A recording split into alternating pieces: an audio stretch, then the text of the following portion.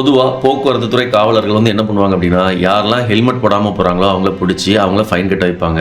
சீப்பா வாங்கினா அப்படிலாம் கிடையாது. இருக்கிறதுலே காஸ்ட்லியான தஞ்சாவூர்ல இந்த போக்குவரத்து துறை காவல் ஆய்வாளர் வந்து என்ன பண்ணியிருக்காரு அப்படின்னா, ஒவ்வொரு கிலோ எல்லாருக்கும் யாரெல்லாம் ஹெல்மெட் போட்டு போறாங்களோ அவங்கள கூப்பிட்டு அவங்கள பாராட்டி எல்லாருக்குமே 1 கிலோ ஆப்பிள் இனாமா கொடுத்திருக்கிறாரு.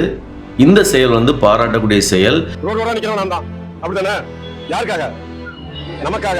நீங்க எல்லாம் வந்து போலீஸோட காவல்துறை உங்கள் நண்பன் அப்படின்னு சொல்றாங்களா?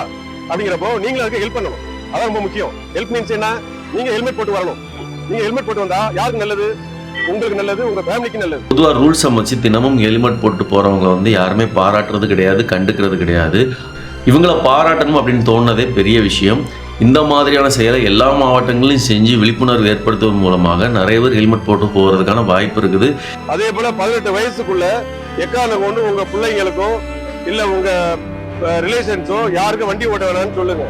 18 வயசுக்குள்ள வண்டி ஓட்டியாச்சுன்னா அவங்க பேரண்ட்ஸுக்கு 3 வருஷம் ஜெயில். இதுல எந்த மாற்றமும் கிடையாது. 3 வருஷம் ஜெயிலு, 25,000 பெனால்டி.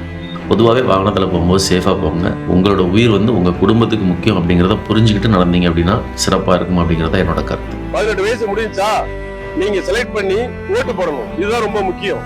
ஓட்டு முக்கியம், தலை கவசமும் ரொம்ப முக்கியம். செய்யலாமா?